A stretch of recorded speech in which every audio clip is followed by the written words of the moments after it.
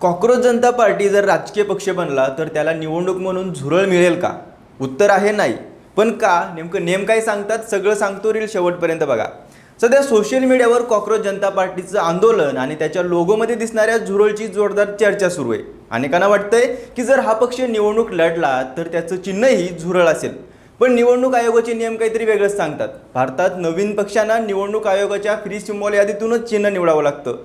या यादीत laptop, TV, कुलूप, किल्ली, स्टेपलर यासारखी 200हून अधिक चिन्ह आहेत. मात्र 1991 पासून निवडणूक आयोगाने प्राणी, पक्षी आणि अशा सजीवांच्या संबंधित नवीन चिन्ह देणं बंद केले. त्यामुळे झुरळ हे निवडणूक चिन्ह म्हणून मंजूर होण्याची शक्यता जवळपास नाहीच. इतकंच नाही तर कॉक्रोच जनता पार्टीच्या सिम्बॉलमध्ये दिसणारा मोबाईल फोनही फ्री सिम्बॉल यादीत नाहीये. त्यामुळे झुरळ असो किंवा मोबाईल, दोन्ही चिन्ह मिळणं कठीण आहे. आता CJP खरंच राजकीय पक्ष बनणार का? आणि बनला तर त्याला कोणतं चिन्ह मिळणार याकडे सगळ्यांचं लक्ष लागले. तुम्हाला कोणतं हटके निवडणूक चिन्ह आवडेल? कमेंटमध्ये नक्की सांगा आणि फॉलो करा लगाव बत्ती.